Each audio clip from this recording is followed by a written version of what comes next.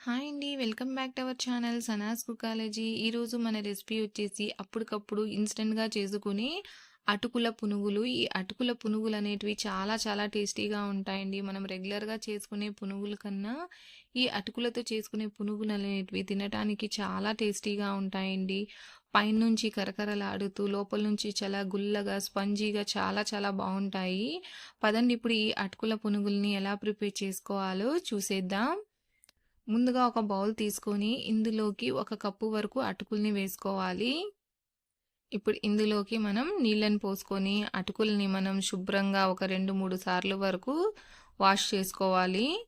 ఎందుకంటే అటుకుల్లో దుమ్ము అనేది ఉంటుందండి. కాబట్టి ఈ విధంగా బాగా ఒక 2-3 సార్లు వాష్ చేసుకొని తీసుకోండి. ఇప్పుడు ఇందులోకి సరిపడా నీళ్ళని పోసుకొని అటుకులని ఒక 5 నిమిషాల పాటు నాననివ్వాలి. 5 నిమిషాల తర్వాత చూడండి అటుకులనేవి నానాయండి. ఇప్పుడు దీంట్లో ఉన్న నీళ్ళనన్నీ తీసేసి ఇప్పుడు ఈ అటుకుల్ని మనం జార్లోకి వేసుకుందాం.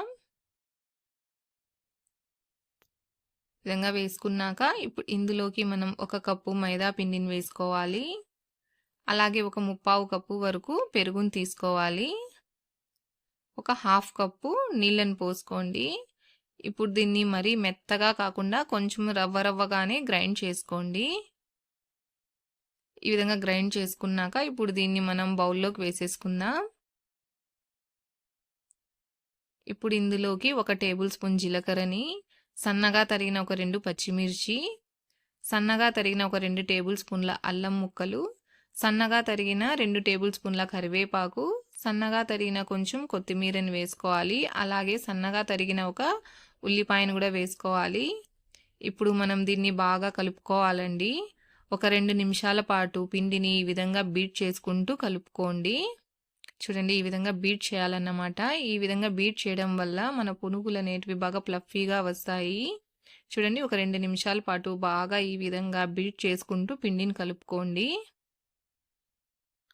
చూడండి ఈ విధంగా కలుపుకున్నాక పిండిని ఇప్పుడు మనం దీంట్లోకి రుచికి సరిపడా ఉప్పుని వేసుకోవాలి.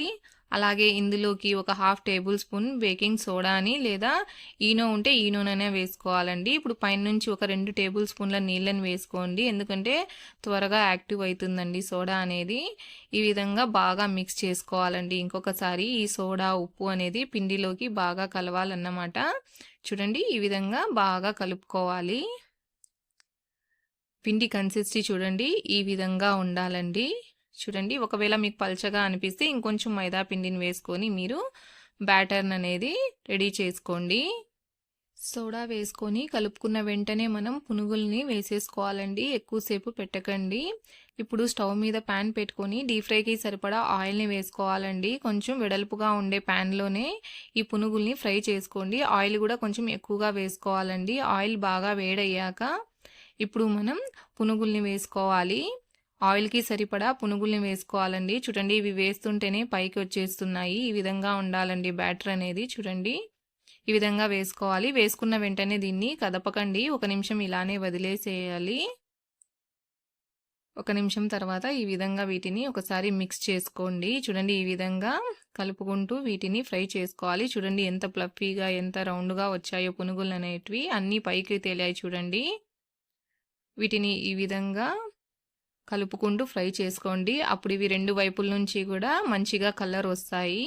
చూడండి వీటిని ఈ విధంగా కలుపుకుంటూ లైట్ గోల్డెన్ కలర్ వచ్చేంత వరకు మీడియం ఫ్లేమ్లోనే ఫ్రై చేసుకోండి. హై ఫ్లేమ్లో అస్సలు ఫ్రై చేయకండి. చూడండి ఇవి లైట్ గోల్డెన్ కలర్ వచ్చేసాయి. ఇప్పుడు మనం వీటిని ఆయిల్లో నుంచి తీసేసుకొని ఒక టిష్యూ పేపర్లో వేసేసుకోండి. ఇలాగే మిగిలిన అన్ని పునుగుల్ని కూడా మనం వేసుకోవాలి. అంతేనండి ఎంతో క్రిస్పీగా టేస్టీగా ఉండే మన ఇన్స్టెంట్ అటుకుల పునుగులు అనేటివి రెడీ అయిపోయాయి.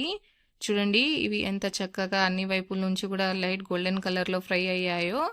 అలాగే చూడండి ఎంత క్రిస్పీగా వచ్చాయో మీకు చూస్తుంటేనే అర్థమవుతోంది కదండి. లోపల నుంచి కూడా చూడండి ఇవి ఎంత చక్కగా కుక్ అయ్యాయో. అలాగే ఎంత స్పంజీగా ఎంత ప్లఫీగా వచ్చాయో చూడండి. వీటిని మీరు అల్లం చట్నీతోనైనా లేదా టమోటా చట్నీ పల్లీ చట్నీతో సర్వ్ చేసుకోవచ్చండి. పునుగులు తినాలి అనిపిస్తే ఇన్స్టెంట్గా అప్పటికప్పుడు ఈ విధంగా అటుకులతో పునుగుల్ని ఒకసారి ట్రై చేసి చూడండి. మీకు ఈ అటుకుల పునుగుల రెసిపీ ఎలా అనిపించిందో నాకు తప్పకుండా కామెంట్లో తెలియచేయండి. అలాగే మీకు ఈ వీడియో నచ్చినట్లయితే లైక్ చేయండి, షేర్ చేయండి. అలాగే నా ఛానల్‌ని సబ్స్క్రైబ్ చేసుకోండి. Thanks for watching.